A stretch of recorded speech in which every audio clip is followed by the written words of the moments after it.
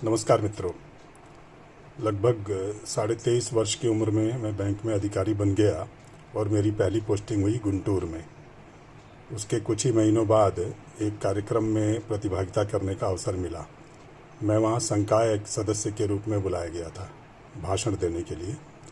तो डायस पर जब हम बैठे थे तो मेरे जस्ट बगल में कॉरपोरेशन बैंक की एक महिला बैठी थी, महिला अधिकारी।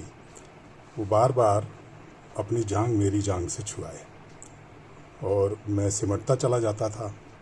ये सिलसिला बहुत देर चला। जब बाद में हम मिले तो मेरे एक साथी जिसने वहाँ प्रतिभागिता के लिए मुझे बुलाया था, जिन्होंने निमंत्रण दिया था, कॉरपोरेशन बैंक के अधिकारी, उन्होंने मुझसे कहा कि यार अमुक अमुक तो कह रही थी कि ये बड़ा इनोसेंट है। तो मैंने फिर उन्हें पूरा प्रकरण बताया और कहा कि ये तो बहुत अच्छा कॉम्प्लीमेंट है मेरे लिए। अगर कोई महिला मुझे इनोसेंट बताए तो मेरे लिए ये बड़ी ही प्रशंसा की बात है, मैं इस पर गर्व करना चाहूँगा। एक दूसरा प्रकरण है, जब मैं दिल्ली में रहता था और अभी बीए फर्स्ट ईयर या शायद +2 का विद्यार्थी रहा होऊंगा। एक दुकान पर मेरा उठना बैठना था, वहाँ अखबार पढ़ते थे, चाय वाय पी लेते थे कभी कभी।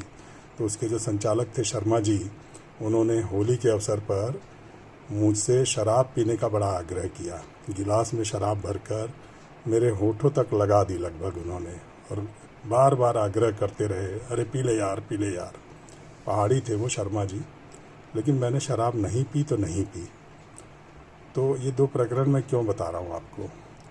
अब ये देखता हूँ कि हमारे समाज में युवा महिलाओं का, लड़कियों का यौन शोषण हो जाता है। ये यौन शोषण क्यों हो जाता है? इस संदर्भ में मेरी एक टिप्पणी है दोस्ती के बारे में। स्त्री और पुरुष की दोस्ती अगर सामाजिक रूप से है, सबके सामने है, तो ठीक है, चलेगा।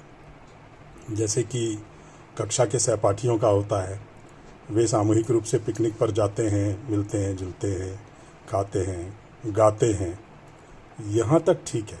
लेकिन जब ये दोस्ती एकांत की मांग करने लगती है, जैसे कि मैंने अपने दिल्ली विश्वविद्यालय के कॉलेजों में देखा, जहाँ मैं हिंदू कॉलेज में पढ़ता था, तो जब हॉस्टल में कोई लड़की आने लगती है और एकांत मिलन होने लगता है, तो ये दोस्ती की मर्यादा से कुछ आगे चली जाती है। इस संदर्भ में मैं मनु को कोट करना चाहूँगा। मनु महाराज ने कहा है कि युवा भाई बहन को भी एक कमरे में एकांत में नहीं रहना चाहिए।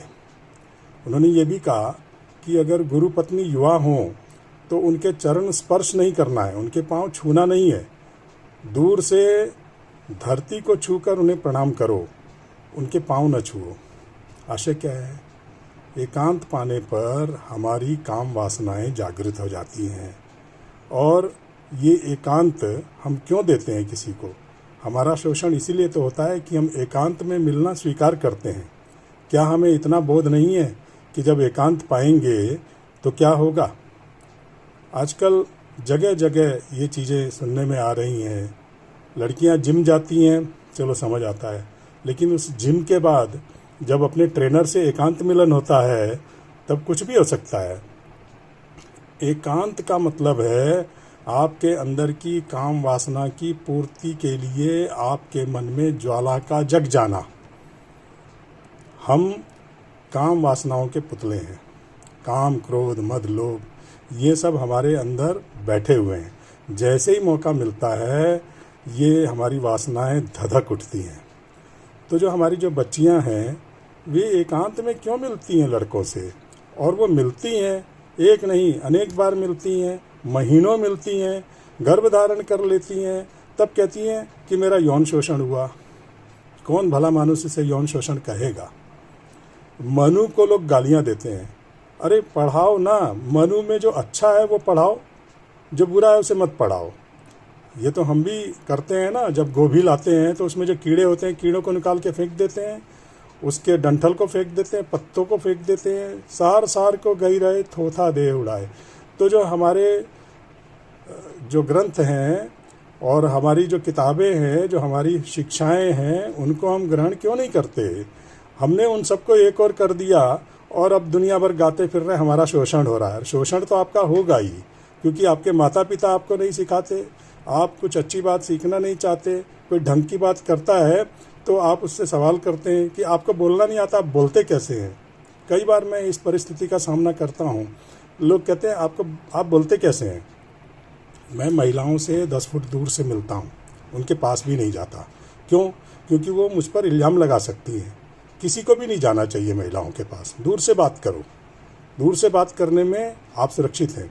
आप उनके नज़दीक गए, उनको आपने मौका दिया तो आप पर इल्ज़ाम लग सकता है, आपका शोषण हो सकता है। एक छोटा सा प्रकरण बताता हूँ। पुणे से एक महिला मुझे फ़ोन करती थी, मेरे बेटे के लिए वो रिश्ते ढूंढ रही थी। एक दिन दोपहर को उसने फ़ोन किया। ब्यूटी पार्लर चलाती है वो महिला। उसने फ़ोन किया कि सर, आज मैं यहाँ एकांत में हूँ और मेरी सारी सहायिकाएँ खाना खाने चली गई हैं, तो क्या आपसे एक वीडियो कॉल हो सकती है? मैंने कहा कर लो। तो बोली कि नहीं, आप एकांत में हैं। मैंने कहा मैं एकांत में नहीं हूँ, मेरे साथ 2-3 लोग हैं और वो मेरे मजदूर हैं, कुछ रंगाई पुताई का काम कर रहे हैं। बोली नहीं सर, आप एकांत में जाते तो आपसे बात करती। मेरी घंटी बज गई। एकांत जाते ही वो महिला अपने कपड़े उतार देती, वीडियो कॉल में मुझे रिकॉर्ड कर लेती और मैं तो गया था, मुझसे लाखों रुपए वसूलती। तो आपके दिमाग की घंटी बजनी चाहिए कि कब उचित हो रहा है, कब अनुचित हो रहा है। और जैसे ही आपको अनुचित का बोध हो, आप दूर निकल जाओ उससे, वहाँ मत रहो, उस परिस्थिति को पैदा ही मत होने दो।